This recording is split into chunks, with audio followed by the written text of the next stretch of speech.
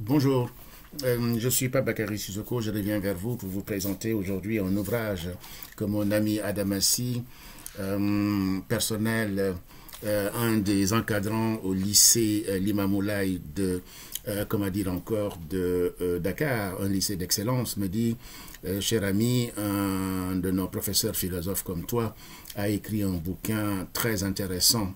Tu voudras bien regarder et voir ce que tu peux faire. Je m'empresse de le commander à l'Harmattan Paris qui m'envoie un ouvrage qui me surprend par sa taille, mais qui me surprend plus par sa densité. Il me rappelle effectivement Le Petit Prince, ce petit ouvrage que je relis et relis avec grand plaisir tellement il est dense et chaque fois qu'on le lit, il y a quelque chose. Ce n'est pas la quantité qui fait la qualité. Ici, il s'agit d'un petit ouvrage, mais extrêmement bien fait, succinct. On sent bien le travail d'un philosophe, d'un intellectuel qui a beaucoup réfléchi sur sa société et qui veut proposer des choses. Ça me rappelle Hegel et sa Suède de Minerve, tout simplement, qui, après avoir constaté ce qui se passe dans la cité, s'élève pour penser et réfléchir et venir partager son expérience. Ça me rappelle aussi le philosophe Josène cynique, qui, effectivement, dans son tonneau, regarde la société. Mais surtout aussi, ça me fait penser à Thalès de Milet, cet intellectuel qui, ce philosophe qu'on raillait parce que tout simplement, il faisait des prédictions. Et c'est dire tout simplement que le philosophe est un peu en avance sur son temps, puisqu'il pense la réalité, mais il se détache de la réalité pour mieux la penser. C'est-à-dire qu'il va prendre ses distances et, et nous éclairer de sa science et de sa sapiens. Le Sénégal traverse des moments de crise. On a compris l'histoire. Ces 2 mois ont été extrêmement pénibles pour la communauté sénégalaise et internationale. La Covid-19 qui bouleverse le monde. Diary Sow, cette jeune Sénégalaise brillante qui est venue à Paris et qui a eu quelques, je sais pas, moi je sais pas si ce sont des difficultés ou pas, mais en fait, on a beaucoup parlé d'elle. Je pense aussi à M. Sey, ce responsable d'une association internationale qui a été arrêté à l'aéroport. Je pense récemment à notre compatriote Sonko. Voilà. Et j'ai pensé aussi à notre ami Adama Gaye qui est aujourd'hui en Égypte. Donc effectivement, notre pays traverse des moments relativement difficiles. Le pays est en conflit, les jeunes sont en tension. Les femmes de Bignona, de la Casamance, qui étaient réputées être calmes, se sont levées parce que tout simplement, je pense qu'elles se sont dit trop c'est trop. Et il est temps que chacun s'investisse et dise, se dire. Essayons de préserver la paix dans notre pays. Notre pays n'a connu que de la paix. Les moments de crise, évidemment, sont des moments intéressants où l'histoire du pays se réinvente. Ça nous permet effectivement de mieux comprendre, de mieux appréhender les choses, de réfléchir, de proposer, de convoquer effectivement tous les partenaires sociaux, tous les pans de la société pour réfléchir ensemble, essayer de trouver une solution. La solution, c'est seulement la paix. C'est dans la paix qu'on peut construire quelque chose. Revenons à notre ami Yatma Gueye. En lisant son ouvrage, j'ai pensé à mon ami Feu Ibrahima Sow, qui était le responsable, le directeur de l'Institut fondamental, du laboratoire de l'imaginaire de l'Institut fondamental d'Afrique noire. Il a écrit un ouvrage qui s'appelle Appel à la révolution politique et civique au Sénégal, un seul mandat et 0 parti politique pour le président de la République. Yatma nous donne son livre avec un titre extrêmement intéressant, Reconstruire le Sénégal, reconstruire. C'est-à-dire que le Sénégal est construit, mais peut-être qu'il est construit sur des fondations qui ne sont pas bonnes, comme chez Descartes. Et quand quelque chose n'est pas bon, il faudra effectivement le retravailler. Soit on le casse entièrement, ou bien, comme chez Descartes, vous regardez le discours de la méthode, comment il a fait effectivement pour recréer effectivement une science universelle.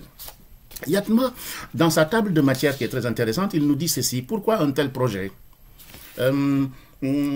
pourquoi projet d'une nouvelle constitution, projet d'un mode de désignation authentique du président de la République avec définition de ses missions ainsi que de ses attributions, projet d'une reconstruction de l'Assemblée nationale, mode de désignation des députés, leurs missions, attributions, projet d'une redéfinition de la justice, mission et attribution, éradication des partis politiques et interdiction de la politique politicienne.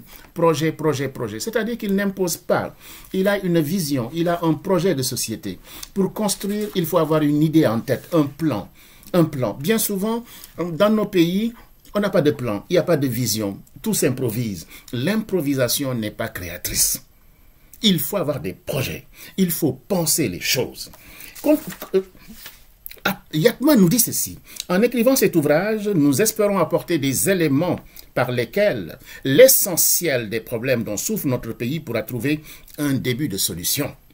Nous n'espérons pas, loin s'en faut, apporter la panacée à toutes nos difficultés, mais en nous appuyant sur des données développées dans cet ouvrage, nous avons cherché à ouvrir les yeux de nos concitoyens sur un certain nombre de choses.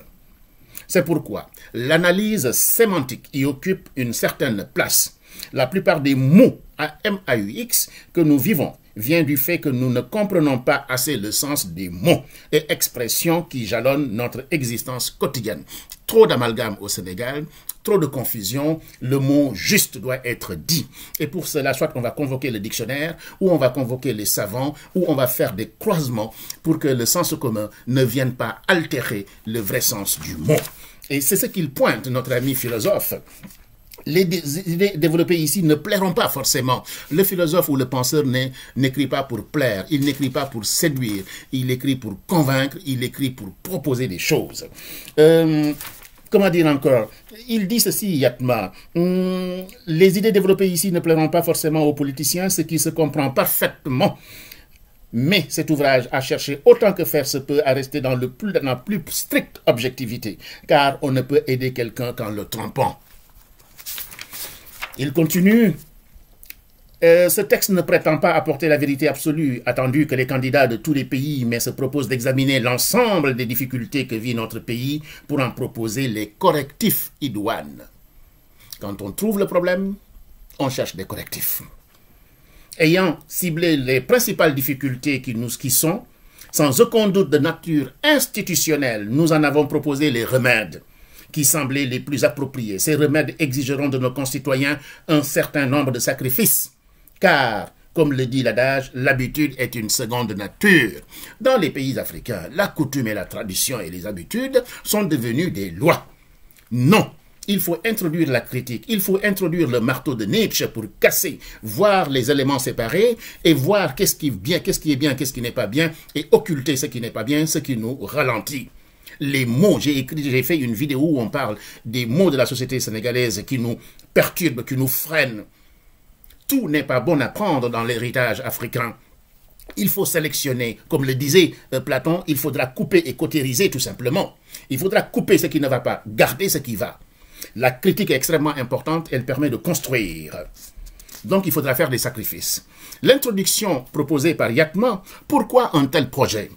Il a été constaté depuis un certain temps déjà que la société sénégalaise était en crise. Mais que signifie une société en crise? C'est un formidable ouvrage. Lorsque le respect des institutions pose problème aux citoyens, par leur caractère abstrait ou par le manque d'intérêt pour les populations, on peut parler de crise institutionnelle. Lorsque le comportement des individus heurte la morale sociale sans les déranger, outre mesure, on parlera de crise des valeurs. Lorsque les subalternes refusent de se conformer aux prescriptions des dirigeants, alors on parlera de crise d'autorité. Lorsque le comportement des populations et surtout de la jeunesse est marqué par le mimétisme et la tendance à embrasser les tares des autres peuples comme mode de comportement, on parlera de crise d'identité. Tous ces éléments réunis pourraient faire considérer le Sénégal comme un pays en conflit. Il a raison, chers amis, regardez autour de vous. Regardez autour de vous. J'ai toujours dit que ce n'est pas ce que je dis qui est important, ou ce que je dis, essayez d'écouter et regarder autour de vous. Et vous verrez qu'il y a une cohérence entre ce que nous disons en général et les faits sociaux, et la réalité du terrain. La réalité ne ment pas. Vous entendez souvent au Sénégal des milliards et des milliards. Sortez, allez sur l'autoroute, allez sur la route et vous allez voir la pauvreté, etc. Ce paradoxe, comment vous l'expliquez? La pauvreté. Continuons. Continuons. Notre histoire récente nous a d'ailleurs permis de constater comment les réseaux sociaux ont permis aux moins intelligents d'entre nous de manifester impunément leurs bêtises. On utilise les réseaux sociaux pour parler, pour dire tout et n'importe quoi. Je ne fais pas la critique, et mon ami Yatma ne fait pas la critique des réseaux sociaux, mais il dit attention. Chacun s'improvise effectivement maître de la pensée dès lors qu'il écrit, etc. Umberto Eco a bien écrit effectivement sur les travers et les dangers des réseaux sociaux. Ce qui rend possible une telle anarchie mentale, c'est l'absence notoire de projet de société. La question qui se pose ici, c'est quel est l'avenir d'une telle société en crise? Ce qui rend une telle situation pénible, c'est le fait que certains individus, partant des situations historiques plus ou moins avérées, ont tendance à se considérer comme supérieurs ou autres, de par leur ascendant social et tentent de ce fait à profiter de leur prétendu avantage historique. Mais vous le savez très bien, c'est ce qui se passe dans le pays. Il y a des gens qui caporalisent le pays comme si ce pays n'appartient qu'à eux. Non, ce pays appartient à tous les Sénégalais, quel que soit le Sénégalais. Continuons. Là où l'esprit est absent, il n'existe hélas que des populations, lesquelles ont pour seul objectif la survie. Survivre n'est pas une bonne chose. On est perpétuellement dans une inquiétude, dans une inquièce. Le respect de la vie humaine, dit Yatma, est fondamental. Rendre tous les individus conscients de cela, les amener à devenir des citoyens honnêtes et responsables, tel est l'objet de ce présent ouvrage. Il faut dire que c'est le projet de société qui sous-tend toute existence sociale. Projet d'une nouvelle constitution. Il faut, pour mener les habitants d'un même pays à s'entendre, qu'ils puissent se conformer aux mêmes lois et règlements. Dans la mesure où un État est constitué, on peut supposer l'existence d'une loi fondamentale, c'est-à-dire une constitution. Pourquoi alors exiger une nouvelle constitution? Quand dans un pays, chaque président nouveau apporte sa constitution, c'est le signe d'une inadaptation des lois aux manières d'être des populations. Autrement dit, il semblerait que les lois en vigueur ne soient utiles qu'à ceux qui les établissent. On ne doit pas toucher à la Constitution. La Constitution est là pour les gens partent et la Constitution reste. On l'a vu, comment dire encore, il prend très bien, M. Yatma, l'exemple de Mamadou Cissé Dia, qui était prévu par la Constitution. On a vu Abdou Diouf, que Senghor a placé. On a vu M. Wade, qui voulait changer la Constitution. On a vu au Togo aussi. Un peu partout, les Africains jouent avec la Constitution, comme si la Constitution était une robe qu'on pouvait tout simplement tailler sur mesure. Non, la Constitution, c'est pour l'ensemble du pays, et pas pour un parti, une ethnie, un groupuscule. Ce qui nous amène à faire le triste combat suivant, le Sénégal n'a pas de constitution. Thomas Hobbes disait, là où il n'y a pas de pouvoir commun, il n'y a pas de loi. Là où il n'y a pas de loi, il n'y a pas d'injustice. Thomas Hobbes aussi parle de la guerre de tous contre tous, effectivement, quand il n'y a pas de constitution. Cette chose qui va être pour l'ensemble, chacun va essayer de tirer le drap de son côté et ça appelle la guerre, le conflit, la crise. On n'a pas besoin de ça. L'incivisme est dans ce pays la chose la mieux partagée. Aller sur la route, les Jakarta, les voitures, les accidents, chacun, Amdole, celui qui est puissant, il écrase le faible, etc. Mais de quel droit, comment dire encore, les biens mal acquis, les conflits fonciers, etc., etc. On vient, on te prend ce qui t'appartient et personne ne dit rien. Inadmissible, inadmissible. Les édifices publics servent au bien-être de tous, sont l'objet de rapines de la part de Broussard, nous dit Yatma. La société décadente occidentale n'est pas un modèle, dit-il. Nous disons que la société occidentale n'est pas un modèle de société valable en ce qu'elle a entériné la mort de la famille. Il sera au besoin possible de réactualiser en vue de l'enrichir la charte du Mandé. Notre ami nous convoque la tradition. La charte du Mandé, le Kouroukoufanga, est tout simplement la première constitution universelle des droits de l'homme. Des droits de l'homme 1236, je crois, où effectivement des chasseurs avaient convoqué l'ensemble des rois pour tout simplement préserver la paix. Et il y avait tout un travail sur la démocratie, sur les liens sociaux, sur la chasse, sur les rapports entre les hommes et les femmes, l'éducation, etc., etc., etc. L'Afrique n'a pas à avoir honte de son passé. Nous avons eu des pères fondateurs qui nous ont enseigné effectivement les vertus de la paix, etc., et de la joie, et du travail, et du respect, et l'absence de conflit. La notion des droits de la femme conduit à la fracture sociale, notamment de la déstructuration de la famille, en voulant rendre la femme l'égale de l'homme. Et il est aussi à remarquer l'absurdité de certaines lois qui vont à l'encontre de nos valeurs éthiques. Là, je ne suis pas tellement d'accord avec Yatma, parce qu'effectivement, une femme est une personne. Et une femme, pour ma part, est l'égale de l'homme. Il n'y a pas de discrimination de ce point de vue-là. J'entends ce que mon ami Yatma dit, mais pour ma part, tant que nous ne nous ne faisons pas en sorte que les femmes soient éduquées, que les femmes soient respectées au même titre que les hommes, nous serons toujours en déphasage. C'est tout simplement, oui, je comprends très bien ce qu'il veut dire, je comprends très bien ce qu'il veut dire, mais je préfère effectivement donner ici mon opinion. Il arrive même que dans certains cas, le code de la famille contraigne le musulman à la monogamie. Dans l'optique de réaliser une nouvelle constitution digne de ce nom et qui ne sera pas l'objet des fantaisies de la classe dirigeante, il sera fait appel non pas seulement à des juristes, mais d'abord à des philosophes qui, avec des sociologues, poseront d'abord la question des principes et ensuite celle des faits sociaux, avant d'en arriver aux questions proprement juridiques. Juridiques, ce qui signifie une telle hiérarchisation des priorités, c'est le fait que pour des règles soient définies dans toute société, il faut et il importe d'abord d'identifier les objectifs poursuivis et pourquoi, précisément, ceux-ci, telle est la tâche assignée aux philosophes. En second lieu, il s'agit de voir le plus objectivement possible comment vivent les individus et pourquoi ainsi et non autrement. Telle est la tâche des sociologues. Après cela, il sera convenable de déterminer les règles permettant à une population donnée, vivant d'une manière déterminée, d'arriver à réaliser les objectifs qu'elle s'est fixés. Telle est la tâche des juristes. On peut être contre la politique d'un parti, mais pas contre la Constitution. Vous avez vu ce qui s'est passé avec Donald Trump à la veille de son départ, le Capitole qui a été envahi par des suprématistes. Ça ne se fait pas, ce n'est pas normal. Causes exogènes, les causes de la crise sociale. On peut trouver deux types de causes à la crise qui secouent notre société. Des causes exogènes et des causes endogènes. Oui, allô? Allô? Oui, bonjour, monsieur. Bonjour. Je vous appelle parce que je cherche à contacter Madame Rousselet. Je ne sais pas si elle est absente. Madame Rousselet est au bureau normalement. Ah, là, elle vient de finir. Elle a fini. Ah, d'accord. C'est juste pour dire que j'accepte un logement. Je ne sais pas si je peux vous donner une réponse. Ben, vous m'envoyez un mail. Ou vous l'envoyez un mail, c'est mieux, madame. J'envoie à elle ou à vous? Mais à elle et à moi en copie. D'accord, ça marche. D'accord, je préfère ça, hein, d'accord? D'accord. Merci beaucoup. Au revoir. Au revoir. Les causes exogènes. On appelle cause exogène à un phénomène des causes dont l'origine est à rechercher en dehors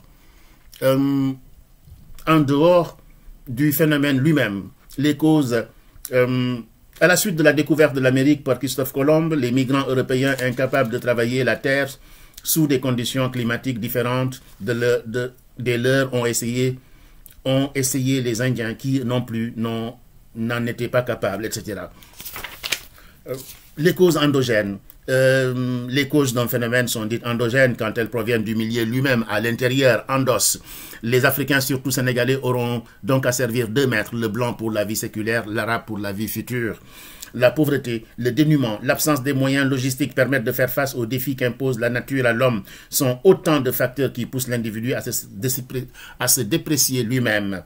Certains instructeurs religieux iront jusqu'à enseigner à leurs ouailles que Dieu a facilité la vie terrestre aux Occidentaux et nous a réservé la vie future, les musulmans. Mais quelle absurdité! Ça veut dire que le noir, c'est vraiment l'enfant de Tcham, quoi. Il ne sert à rien. Ben voilà. Nous-mêmes, on se déprécie. Voilà. On se déprécie. Quelle honte. Certains parents, constatant la meilleure réussite de certains enfants par rapport à leurs propres enfants, ne vont pas accepter cette supériorité, ce qui va donner lieu à des comportements antisociaux comme le maraboutage, la sorcellerie, etc., etc. Les années des indépendances n'ont pas été comblées, une politique sociale non maîtrisée. Voilà ce qui explique la spoliation des droits d'autrui, car comme dans l'état de nature, la force prime sur le droit. C'est dans Rousseau. Voilà. Dans la mesure où l'essentiel des problèmes que connaît la société sénégalaise vient de cette institution, il faudra veiller à réorganiser une totalité, l'accès à cette fonction et tout ce qui s'y rapporte. Projet 2.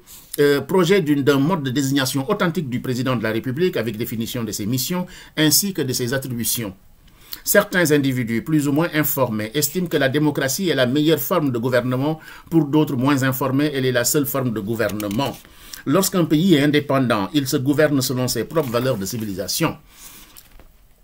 Il ressort de cela que les populations se forgent sur la base des valeurs ethniques discutables pour certaines qu'il sera possible d'améliorer. Il est possible de s'appuyer sur les régions primitives, régions du Cap-Vert, du fleuve, du Sine Saloum, qu'on pourrait limiter à 10 au maximum en fonction de leur spécificité. Le chef de l'État sera issu exclusivement de ce conseil et aura un mandat non renouvelable d'une durée à déterminer. Mon ami Ibrahima Sow le dit très bien, le président de la République, un seul mandat. Et pour éviter effectivement l'éclanisme, l'ethnicisme, etc., toutes ces choses-là qui contribuent à nous embêter. Comment dire encore il dit aussi, notre ami Yatma, dans sa forme actuelle, n'importe qui peut être éligible, quel que soit son passé politique,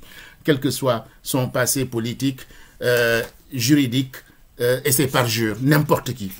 Vous avez entendu parler, par exemple, des partis politiques, cabines téléphoniques, 2 personnes, 3 personnes, et après, quand il y a un second tour, ben, on va vendre effectivement au plus offrant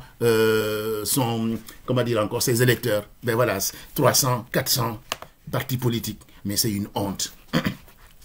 Les critères d'élection du président. Pour pouvoir prétendre à la fonction de président, il faut obéir à certains critères permettant d'éviter les dérives constatées jusque-là dans l'exercice du pouvoir.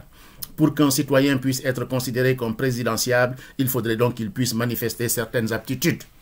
Que le candidat soit de bonne moralité et d'une rigoureuse intégrité. Il faut qu'il soit équilibré, c'est-à-dire qu'il sache faire la part des choses en distinguant ce qui lui appartient et ce qui appartient au bien public. Qu'il soit en bonne santé, physique et mentale, qu'il ne soit pas issu de la plèbe afin d'éviter les tentations et de se servir et à s'exprimer de manière incorrecte, qu'il soit respectueux des hommes, qu'il soit apte à diriger, qu'il soit patriote, qu'il soit capable de s'exprimer correctement dans la langue officielle, dans la langue nationale, le Wolof ou autre, au besoin dans une autre langue locale. Un de mes amis, Sitafa Dauphinard, nous disait que, je ne sais pas, dans une région du Sénégal, il y a une dame qui ne sait ni lire ni écrire, qui est députée de toute la région. Il se dit, mais où est-ce qu'elle va faire des projets? Comment elle va négocier? Comment elle va prendre en compte et faire des projets, etc. Non, c'est du n'importe quoi. C'est du n'importe quoi. On ne joue pas avec un peuple. Et enfin, qu'il y ait une croyance religieuse, étant donné que la désorganisation générale a entraîné un flux massif d'émigration clandestine vers d'autres destinations. Réussir un tel pari est ainsi de la plus haute importance. Mission et attribution du chef de l'État. Le chef de l'État, désigné par le Haut Conseil de la magistrature, ne bénéficiera pas de privilèges particuliers. Toutefois, étant le premier citoyen, aucun citoyen ne saurait recevoir un salaire supérieur au sien dans les fonctions publiques pour asseoir une rationalité. Il a parfaitement raison. Le fait de jurer sur les Écritures saintes peut signifier un engagement personnel pris par le chef de l'État. Comment dire encore? L'intérêt d'un président digne de ce nom consistera en ce qu'il montrera la voie de ses concitoyens en matière de comportement humain et de dignité. On a vu des chefs d'État qui sont exemplaires. Exemplaires, ils sont les premiers devant. Hein? Voilà. Et ils ne se servent pas d'abord. C'est d'abord le peuple. Tout ce qu'ils font, c'est le peuple. Ayant un modèle à imiter, on peut supposer que la jeunesse aura de moins en moins tendance à adopter des attitudes irréfléchies, calquées sur les autres sociétés aux valeurs dissolues. Le projet numéro 3 d'une reconstruction de l'Assemblée nationale, mode de désignation des députés, leurs missions et attributions. Dans tout système de gouvernement, prenant en compte les intérêts de tous les individus qui composent la société, on trouve une Assemblée nationale, c'est normal. Le député élu le sera directement par les populations qu'il a la charge de représenter avant de procéder à son élection. Il devra manifester certains critères d'éligibilité. Ses missions seront de discuter, études à l'appui, avant de les voter, les lois soumises à son appréciation et dont il portera la responsabilité. Une fois voté, il aura à en assumer le suivi jusqu'à l'exécution et à porter devant l'Assemblée tous les manquements dans leurs applications. À l'issue de son mandat, le député devra faire l'objet d'une sanction positive. Voilà. Étant donné le rôle essentiel d'une Assemblée nationale dans un système égalitaire, le choix des élus ainsi que la définition de leurs attributions feront l'objet d'une attention particulière. C'est un député qui n'est pas là pour applaudir, c'est un député qui est là pour travailler, qui travaille sur des projets de société, qui écoute le peuple, qui monte des projets. Restructuration de l'Assemblée nationale. Comme son nom l'indique, une Assemblée nationale est une institution dont la mission première est de veiller à l'intérêt de la nation. Dans la mesure où l'objectif ici est de dépasser la pagaille, il dit, engendrée par le mode de désignation de nos dirigeants, le nombre de députés ainsi que leurs attributions feront l'objet d'une profonde refonte totale. Il va de soi que n'importe qui ne pourra plus être député simplement parce que son nom figure sur une liste de partis. Le député devra donc être choisi par des électeurs qui lui font confiance sur la base de ses réalisations, son cursus, ses productions, son parcours de vie, son engagement à servir son pays, sa lucidité, sa correction. Mais le professeur Yatma parle de l'actualité. Il ne parle que de l'actualité, de ce que nous vivons. Chers amis, chers compatriotes, chers concitoyens, lisez cet ouvrage, ouvrez les yeux et vous verrez que ce que notre ami dit n'est que la vérité. Critères d'élection des députés. Pour qu'un député mérite la confiance des populations, il doit satisfaire à certains critères d'éligibilité, avoir un certain niveau d'instruction dans la langue officielle, être capable de travailler en équipe. L'Assemblée nationale étant constituée de commissions, on peut travailler avec ses adversaires. Parce que dans l'intérêt du pays, on peut travailler avec n'importe qui. On tait ces particularismes pour travailler ensemble en équipe, comme dans une équipe de football. Il faut que le député soit suffisamment cultivé pour pouvoir argumenter une question préjudicielle ou autre, sans passer son temps à polémiquer avec des adversaires politiques. De la sorte, l'Assemblée sera autre chose qu'une chambre d'applaudissements au service de la majorité. La dernière condition pour être député consiste à remporter l'adhésion des électeurs. La désignation des députés se fera ainsi lors d'élections locales. Projet d'une redéfinition de la justice, mission et attribution. La justice sénégalaise passe pour être en Afrique l'une des meilleures. Et pourtant, il faut reconnaître aujourd'hui qu'il y a bel et bien une insécurité juridique dans ce pays. Une telle croyance n'étant certainement pas immotivée. On peut voir que, ainsi que dans certains quartiers, les voleurs et autres agresseurs sont jugés, condamnés et lynchés par des populations. L'utilisation des forces de l'ordre à des fins particulières contribue à cette défiance. C'est au corps des magistrats que reviendra alors un tel titre selon des modalités à déterminer. Donc il parle effectivement de la justice. Nous avons d'éminents juristes au Sénégal. Les jeunes juristes sont extrêmement puissants. J'en ai rencontré. Mais il y en a certains qui sont phagocytés. Mais la justice est un rempart. Moi, j'en appelle à ces jeunes formés au Sénégal et à l'étranger et qui veulent apporter du nouveau dans ce pays-là. C'est eux qui doivent nous protéger. Éradication des partis politiques et interdiction de la politique politicienne. Pour une réussite de ce projet, il est impératif de procéder à une élimination systématique et définitive de quelques 300 partis politiques. 300 partis politiques. Mais qu'est-ce qu'ils font? La suppression des partis politiques permettra de réinvestir les énergies de notre jeunesse dans des activités plus constructives concernant la satisfaction des religions. Il ne saurait être d'aucun intérêt d'entretenir des sophistes oisifs et prétentieux pendant que le pays fait face à de telles difficultés. Voilà. Donc effectivement, créer un parti politique, ce n'est pas seulement une sinécure, ce n'est pas pour se faire voir, etc. C'est pour travailler. La mise en application des solutions ci-devant proposées permettra de sortir de la crise de manière définitive. En annexe, il dit ceci, réapprendre la confiance, c'est possible. Réapprendre c'est possible. Réapprendre la confiance nécessite donc de retourner aux valeurs fondamentales qui régissaient notre humanité. Au lieu d'être colonisés par les sauvages qui nous parasitent, pourquoi ne pas nous doter de règles tendant à élever leur niveau de conscience, ainsi à les humaniser. Restaurer la collectivité, un défi majeur. Il dit, rôle de la femme dans la société. Mais pour que les... Voilà, là on est d'accord. Vous voyez, je n'étais pas d'accord à l'entame. Mais là, on se retrouve avec le professeur Yatma Gueye. Certes, le rôle du père est important, mais pour que les normes soient assimilées par les individus, là, le rôle de la femme est prépondérant, car elle est la reine du foyer. Différence entre le président et le roi. Il y a une différence notoire entre un président et un roi, même s'ils ont en commun d'être tous les deux chefs d'État. L'ignorance des citoyens, il faut éduquer les gens, il faut les préparer. Le président est donc en principe le serviteur de son peuple. Cause de la dislocation sociale. Réfléchissant sur les causes de la dislocation sociale, on est arrivé à comprendre que la cause principale en était le manque d'engagement. Cet ouvrage est véritablement important, comment dire encore, très important pour comprendre notre société, les crises qu'elle traverse et comment faire pour y pallier. Réapprendre la confiance, comment dire encore, différence entre le président et le roi, le rôle de la femme dans la société, etc., etc. Un excellent ouvrage que je vous conseille de lire et de relire, de partager. Je vous en ai fait quelques démonstrations tout simplement, quelques lectures de passages intéressants. Le prochain ouvrage que je vais m'atteler à vous présenter, c'est Kana, le fils du passé de mon amie Brigitte Niami, un ouvrage qui fait florès au Sénégal en ce moment. Donc ce sera le prochain. Voilà, je vous invite à vous abonner, à partager ce que je fais. C'est dans l'intérêt commun, c'est tout. Merci beaucoup, Pape Sissoko depuis Paris.